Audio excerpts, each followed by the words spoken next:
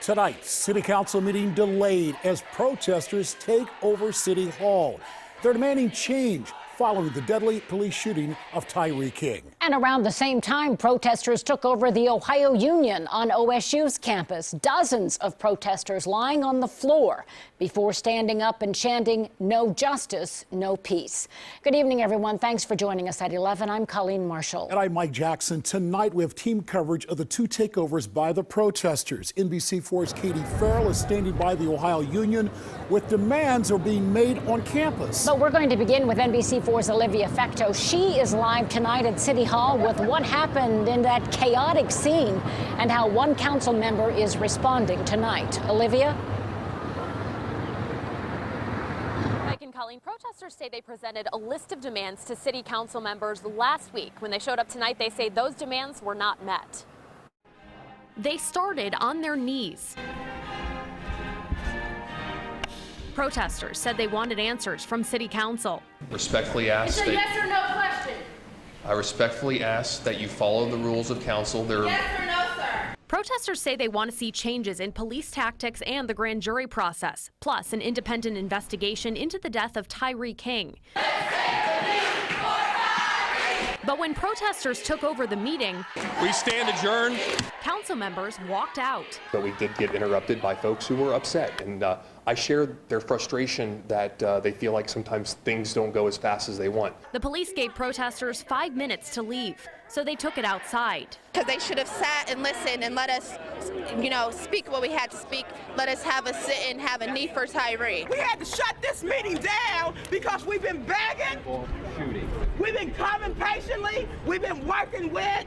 We've been listening to. And we're tired. The president of City Council says he wants to work together to come up with solutions.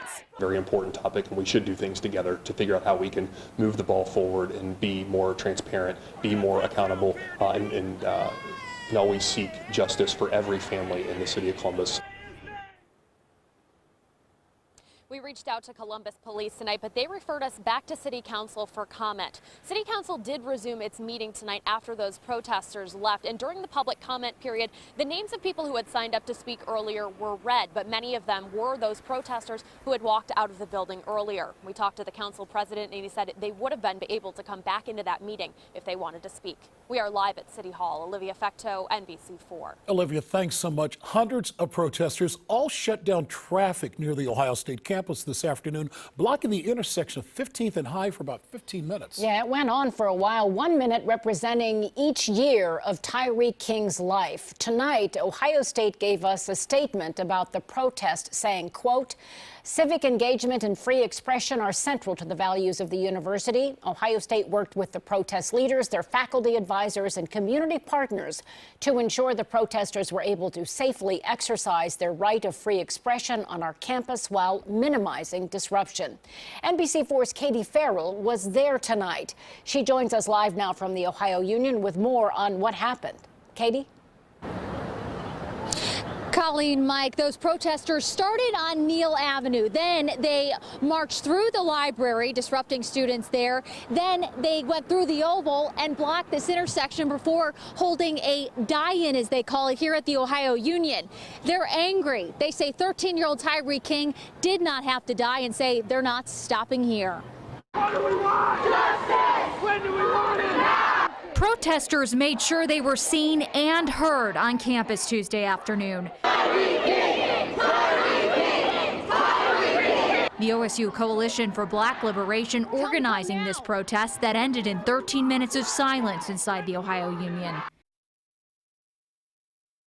Protesters accused Columbus police of being racist and using excessive force.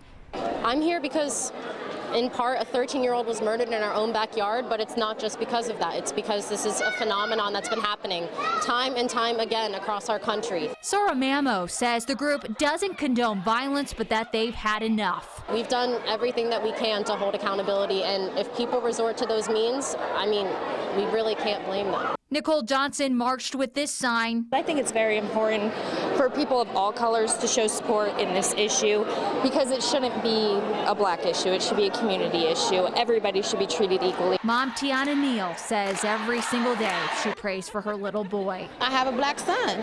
Well, even if he was white, I have a son. No justice. No peace. No racism. No peace. People here say you haven't seen the last of them.